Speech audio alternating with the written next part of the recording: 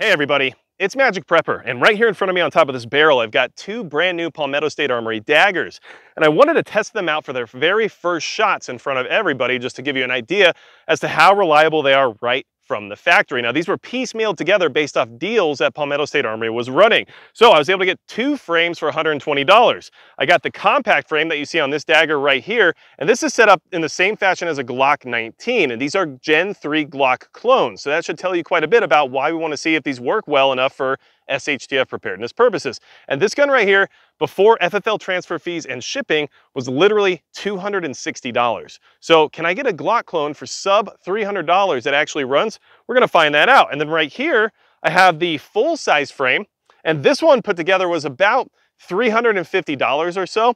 It's a little bit more fancy. I might be trying to get my wife to enjoy this pistol a little bit more with some of the colorways and whatnot, but either way, this is set up like a Glock 19X or a Glock 45, and this one at $350 isn't gonna be any different mechanically. It was really just aesthetics that made it more expensive. But regardless, the fact that you can get these pistols for $350 or $260, depending on how you put them together, is pretty exciting, especially if they run well. And now there's been a lot of reviews and everything else already, but I wanted to try these first shots out with everybody here just to kind of document everything and give you some initial impressions as to the reliability and function of these two firearms. Now I have a Glock OEM factory mag, an ETS mag, and a Magpul P mag to run through each one of these guns just to try out different magazines and see if there's any reliability issues with a certain type of magazine, or if any reliability issues with one magazine are resolved by using a different one. So we're gonna shoot them, just those 3 magazines through each gun, so a total of 6 magazines total, and just see how they go, and then we'll kind of just talk about how we feel about them after that.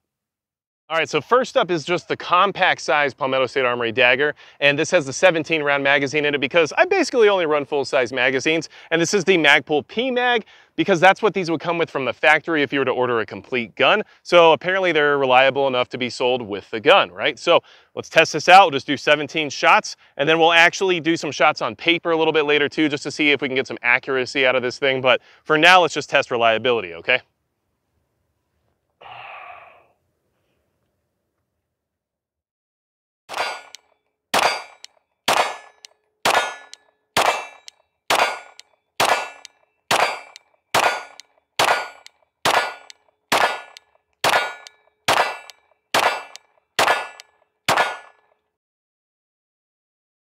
Lock open on empty. First magazine through the gun was perfect. So let's move on to the ETS magazine.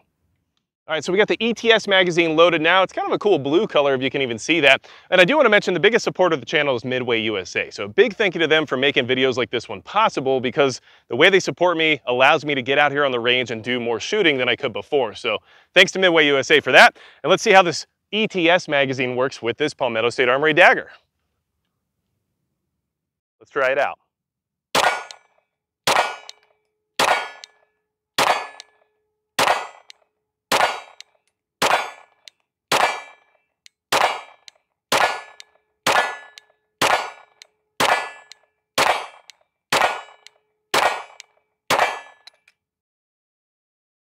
Lock open on empty once again. So far so good. 2 mags through, no issues at all, and that's the ETS magazine. Now let's try the factory Glock magazine. All right, so we got the factory Glock magazine in the Dagger now, and I do want to mention that this ammunition is just PMC 115 grain full metal jacket standard issue 9mm. In fact, there you have it, okay? So that's what we're running, Glock magazine. Let's see how it goes. Oh, better let you actually see it on the camera.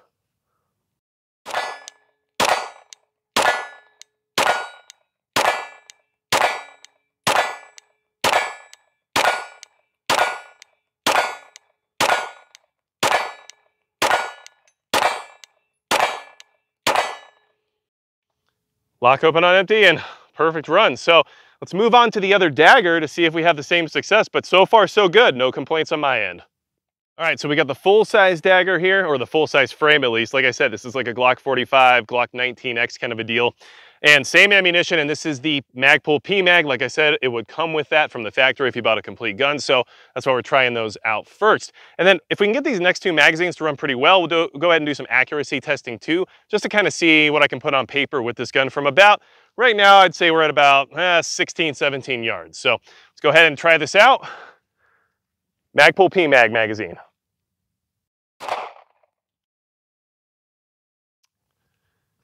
Well, that's an issue.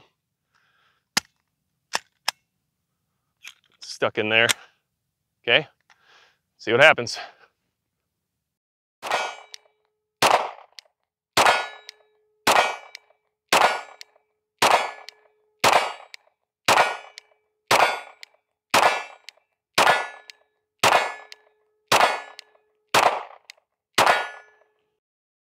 All right, so 16, right? Because we had to drop one out. Let me go ahead and check where that is.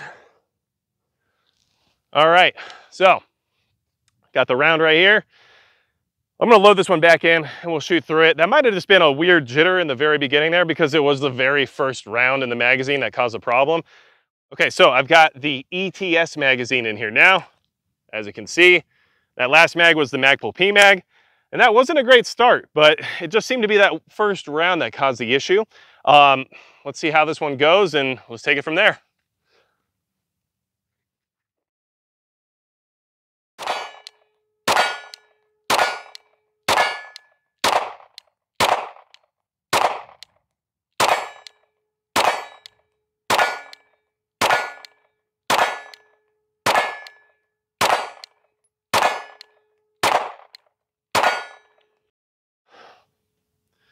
All right, lock open on empty, everything ran fine with the ETS mag.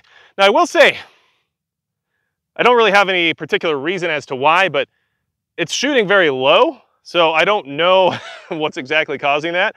It could just be me, I guess, but generally I'm relatively accurate. So we're gonna go ahead and load the Glock mag in now, and then I'll do some accuracy shots on the paper just to kind of see if it really is shooting low or if it's just me, maybe anticipating recoil or who knows what. So Glock mag's next. Let's shoot it on paper and see where we can put this thing. All right, so we got the Glock mag loaded up, ready to go. We got our paper down here. I'm gonna say about 16 yards or so, and we'll just see what we can do with some accuracy out of this 4-inch barrel.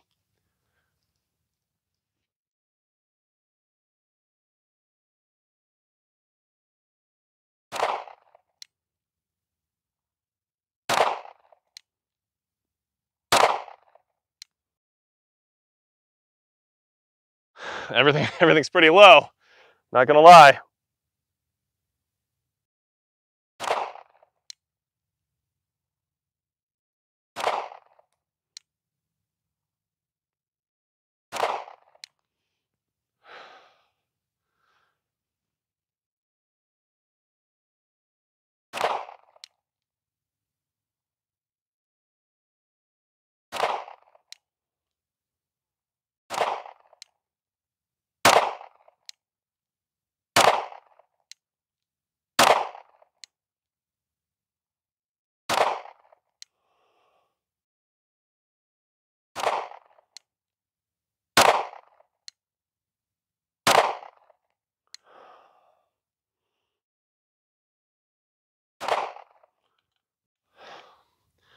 Lock open on empty and everything was reliable, so that's a good sign. Glock mag was good to go. Didn't have any of those same issues we had that very first magazine, so could just be something with that mag, could just be the fact that that was the very first shot through the gun. Not exactly sure, but honestly not too bad considering. And let's go ahead and take a look at the target, but it was very low and to the left.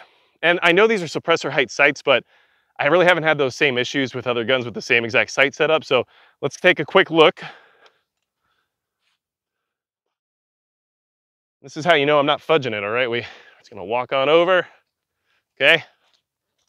Through the mud pit, which is why the way I'm wearing my boots right now is kind of stupid, but it's what you gotta do when everything is disgusting. I'm still willing to get out here and make it happen though, you understand? Okay, let's see. So, as you can see, we got a lot down here. Like I said, I'm a decent handgun shooter, so this ain't too good. So I'm not sure if it's just the sights or what I will say is luckily that gun is optic cut and ready for an RMR, which is another reason why it's such a good value because you can't really get that in a Glock for under $300 now, can you? So this is something that might need some correction. Like I said, it could be me, and I understand that this could be some of my grip and everything else involved, but in general, I'm a pretty decent pistol shot. So maybe I should just demonstrate that really quickly here just to verify that it's not just me, okay? Because, you know, trying to make sure we do some science and stuff here. It's a legitimate review, right? It's honestly not really, but we'll just pretend it's fine. Okay, let's see. Okay, we got the target back on camera. Look, this is all one take, you know, I'm not a professional or anything, but doing the best I can here. All right. So, same distance, okay? But this time, we're gonna shoot the SIG, which is a pretty nice P320. In case you weren't aware, Wilson Combat X-Carry Legion with an Agency Arms comp, SIG Romeo 2 and an X300. Maybe a little bit of a nicer pistol than the ones I was just shooting, so let's just verify my accuracy to make sure, you know, it's not something else crazy happening. Let's see what happens.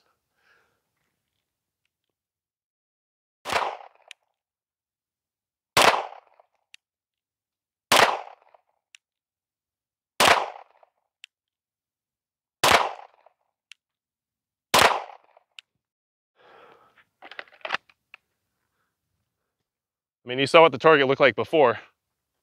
Let's take a look again. Sorry that this legitimacy and credibility requires longer time of watching this video, but I know how people talk. Okay, so I'm one of those people sometimes, I'm not gonna lie to you. Can I get this thing on camera? Come on, camera. Get with it. Man, I can't see anything. It's so sunny out here all of a sudden, it's like a different planet.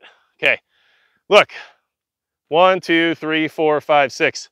Yeah, maybe not my best shooting ever, but this versus this. Just saying, I can at least shoot. I just wanted to verify that to make sure there wasn't any question as to why the gun wasn't as accurate as it should be. All right. Plus, y'all almost just had a chance to watch me completely eat it in the middle of some mud snow. So, let's see. One more thing to try out.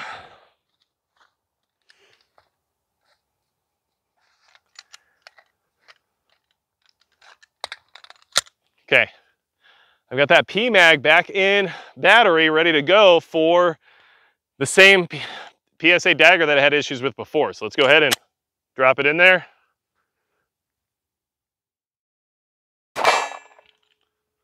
So that time it was fine. So like I said, I'm not exactly sure what caused that error. I'm gonna go ahead and mark this magazine just so I can kind of keep an eye on it here in the future. But in general, this is why I run factory Glock mags regardless, just because they're proven to be reliable, they work, and in general, yes, they're more expensive, but there could be a reason for that. So let's go ahead and just talk about final thoughts of this initial impression, and that way we can kind of keep moving forward down the road here with some more testing of these two types of guns.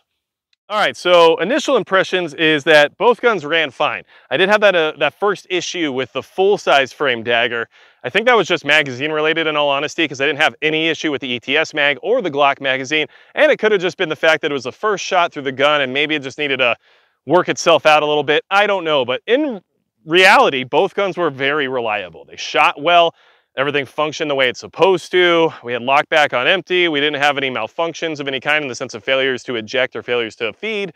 So I'm excited to actually test these out further. I honestly hope that these are a good option for those who can't necessarily afford a $650 Glock MOS if they want a Glock style firearm that takes Glock magazines that can also use an optic, which I'm a fan of optics, and I think that they're kind of the way of the future in many ways. So I think it's great that you can get this for that price point. And if these run for an extended period of time as well as they did today, then I'll be very happy with the idea of having daggers involved. But there's still a lot of time and a lot of testing to do. This was very initial, but I just wanted to share those first impressions and those first shots with everybody because I think it's important that we're aware of what's available, what it's capable of, and is it good enough to prepare ourselves for SHTF scenarios with. It's not about it being just as good.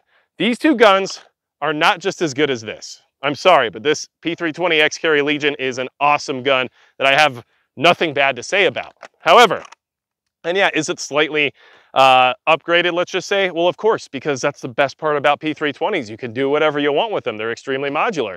However, I'm also not going to say that these daggers are just as good as a Glock either, because in all honesty, there's a lot of quality control and everything else that goes into the equation that these probably lack, which is one of the reasons why it might not have worked properly on that first round being loaded into chamber. But regardless, very excited about moving these forward, getting them dirtier, beating them up, and really finding out whether or not they can hang. Because if they can hang, I think that's a good solution for everybody here in the community. So if you like videos like this, make sure you check out my Subscribe Star. It's $5 a month. It gets you access to exclusive content, direct communication, as well as preparedness incentives. And some of them are actually relatively stout when it comes to their value. So keep that in mind. And this is another way to help support the channel in order to keep things rolling, especially when it comes to the ammunition department. Because as of now, Magic Prepper does not have an ammo sponsor, and stuff's getting expensive. So just throwing it out there. Anything else you need from me, go to magicprepper.com. And besides that, that's going to be it for Magic Prepper.